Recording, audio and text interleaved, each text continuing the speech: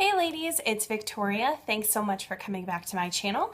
I told you that I would film another video tonight with some more information about the medications, supplements that I'll be taking and have started, as well as some more detailed information on my lab results. I actually have them opened up over here on my computer, so I'll be looking this direction from time to time to get some exact numbers. So first I thought I'd start with the supplements that he wants me to take. I had shown you guys my bottle for my prenatal before. I take the New Chapter Perfect Prenatal Vitamin, and I like it because it's organic. It's non-GMO. It's really gentle on your stomach. It does have ginger in it. And you can take it on an empty stomach. So there's a lot of things that I like about this one. I've been taking this for a few months and I do really like it. So, but I didn't get to show you the actual pill itself. This is the prenatal vitamin. It's actually, you know, rather small, which is also nice. You do have to take 3 a day, but it's really not that big of a deal. So that's my prenatal vitamin. I also have to take a low-dose aspirin, so it's the 81 milligrams, and I wasn't paying attention to what I grabbed, and I accidentally grabbed the orange chewable kind, which, while good, is kind of annoying. These are obviously very, very tiny, so I got those, and I just got the generic brand because that really doesn't matter. So that's my baby aspirin that I take every day. I'm also going back on a probiotic since we are upping my iron intake. He said that that would probably be a good idea. I had stopped everything that I had been taking just for my blood work and stuff, just so we could see where I was and then add things back in. So he also recommended that I take some more folic acid, so I picked up another one of those tonight.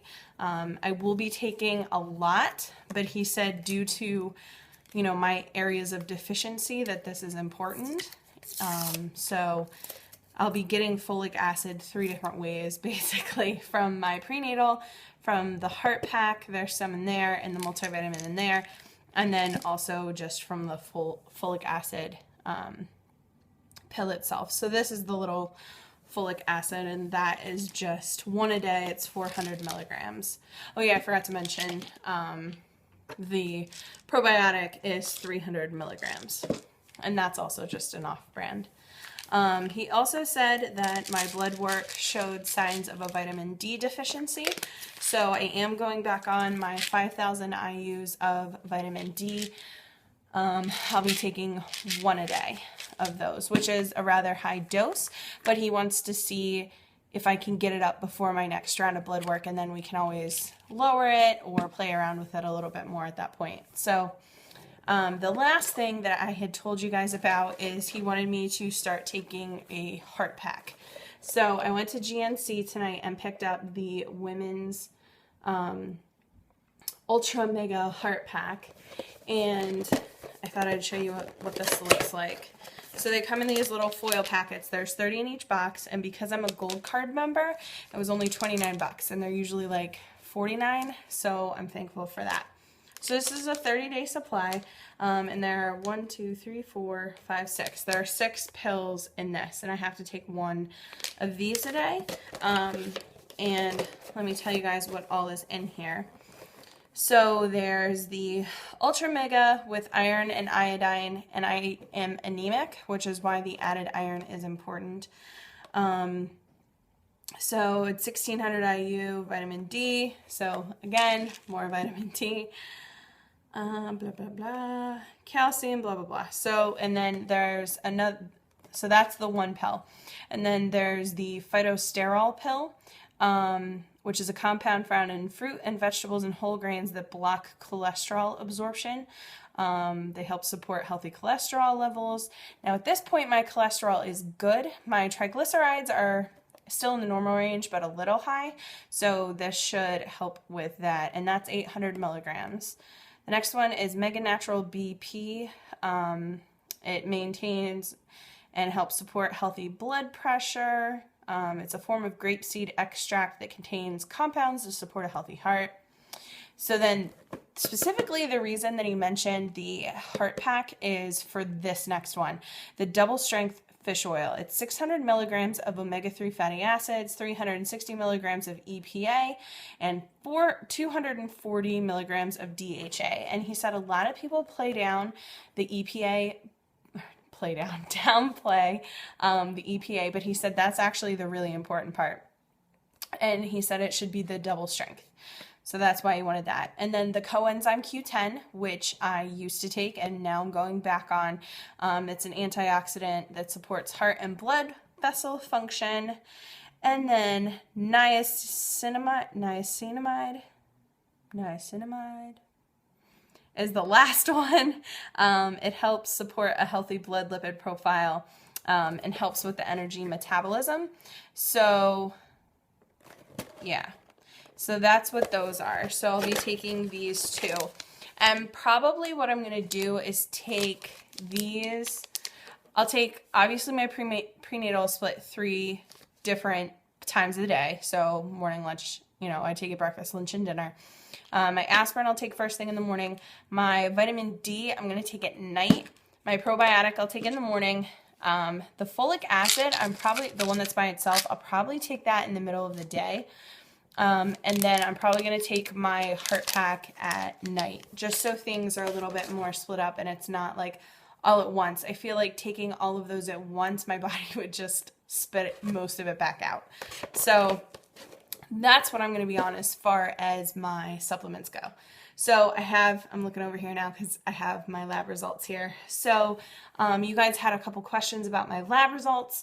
One person had mentioned that their level was also rather high, but still within that normal range. But their doctor didn't say anything, so she was a little concerned that mine wasn't too much higher. And my doctor was making a big deal out of it. The reason is, 1, I'd fasted for 18 hours, so that's just a ridiculous number. 2, combined with my glucose level, it just shows that there's a serious insulin resistance issue and a lot going on there. I guess also combined with the rest of my blood work, which obviously I'm no doctor, so I can't sit here and analyze my blood work, but based on what he was saying, everything adds up together to show that it's a more serious issue. So that's what that is. Someone had asked me what my AMH was specifically. It's 5.8, which the reason that that's an issue, it's not really an issue, but that combined with the glucose level, combined with the insulin level, is the PCOS diagnosis. That's where that comes from. They usually like to see like a 3 AMH, somewhere in that vicinity. And because I'm higher than that, along with the glucose and insulin levels, that's my PCOS diagnosis right there. So that's where those numbers come from. Let's see what else. So yeah, like I said, my cholesterol was still good. I'm still well within the normal range. I'm like right in the middle. So that was good. Let's see. My FSH was 5.6, which they say is in the normal range. My metabolic panel was actually all normal. So that was a good thing. Let's see. There were a couple things that he mentioned though. My chloride is a little high.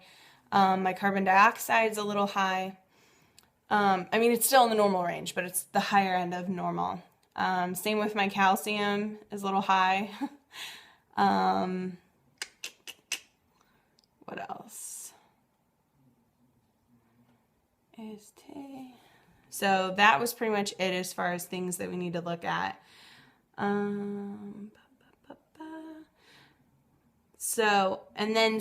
Another one of the questions that I got was about my blood type. Weak D is different from negative or positive. Someone had asked me if it was the same thing as being Rh negative. It's not. A lot of times it's typed as negative, having a negative reaction, but it still is different. Some of the treatment protocol is the same as negative. For example, giving the RhoGAM, obviously. But it still is a separate thing. but now I'm being typed as O positive, like I said in my video this morning. So whole new ball game. We're going to see what happens there.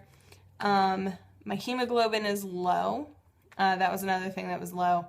And then these are all the things that I just really don't understand. This is all part of my CBC. I had a ton of stuff that was low. MCV, MCH, MCHC, those were all low, and then my RDW was high. All of those, from what I have researched, have to do with your blood cells and your blood makeup, basically. And I have some deficiencies and some, I guess, blood cell deformity, but he doesn't seem too concerned about it. So when I go in for my next appointment, which will be soon one way or the other, because as you guys know, if I test positive, they're bringing me in immediately. If my cycle starts, I call them immediately so that they can schedule the hysteroscopy. I said it right this time. I'll be seeing him soon. I'm going to ask for more detailed analysis. Sorry, I'm still yawning. Just because I'm curious about some of these things. I'm one of those people who wants to understand what every single one of these numbers means, and I'm probably going to drive him crazy, but that's okay. So I think that's really it. I mean, if you guys have more questions or specifically want to see a portion of these results, and it's really cool how they sent it, I'm happy to do that for you guys, because anything that can help someone else, I'm happy to do. And just remember, guys, like, you know, this is my doctor. This is the way they do things. So the way your doctor does things may be different. So don't get alarmed if what they're doing for me is different than, you know, what they're doing for you. And also remember, every person's different. So the way he's treating me may not be the way he treats the next person with similar numbers. So that's what we're doing. I ordered a bunch of cookbooks that are low carb. So, that was the other question that someone asked me, is about my eating plan. Basically, this weekend it will start, because what I have to do is basically not eat for like 36 hours to put my body into a state of ketosis. I can't talk. He said really the shock to the system can be helpful. So then I add food back in, but no carbs, no sugar for 5 days, just to make sure that all the fat and sugar and everything is mobilized in my body, and then my body starts to use what's there and get rid of the store that it has, hopefully, if everything goes well. And then after the 5 days, I can slowly start adding back in complex carbs. So things, like I said before, like truly whole grain breads, things with fiber, plant protein, etc. You know, obviously staying away from corn, peas, and potatoes, and limiting my sugar intake still. So I'm going to have to count carbs as if I were diabetic. You know, at this point, my numbers are one step away from being there, which everyone in my one grandmother isn't diabetic. Both my grandfathers were. My other grandmother is. Both my parents are diabetic. It runs in the family, and I guess I just stuck my head in the sand for too long, and it makes me really angry at myself. You know, it does help some to know that a lot of this is from the PCOS, but at the same time, I really truly believe that I could make a difference. So we're going to see. I'm going for this full force. I'm going to do everything in my power to get the better results. Oh, and I know I told you guys I wasn't sure if I was going to test tomorrow, but obviously I'm going to. So I bought some of like the cheaper Target brand ones that are like an EPT. And then I bought my first response ones too. So I've got both, and I will be using them in the morning. So I'll be filming a live test and putting that up for you guys tomorrow. So we'll see. At this point, I'm pretty convinced it's going to be negative. I don't want to seem like I'm suddenly changing my attitude, but I just don't have the same symptoms that I had before. And I don't know. I just think with my numbers as bad as they are, it'd be very difficult for a pregnancy. So, and that's pretty much what he said too. It'd be a pretty hostile environment. So we'll see. I'm still praying. I'm still hopeful, but I guess my hopes just aren't quite as high as they were before. So that's it. I know this has been like 2 rambly videos in a row today. I apologize. I do have a tag video film though that I'll put up for you tomorrow morning. So that's it for tonight. If you guys have questions, leave them down below. Make sure you guys subscribe because I'm going to be updating a lot with all of the appointments coming up. And follow me on Instagram if you want, because I do update there daily, so it's a little bit more real time. So I hope you guys are all doing well. I love you all so much. Baby dust to everyone, and I'll see you in my next video. Bye.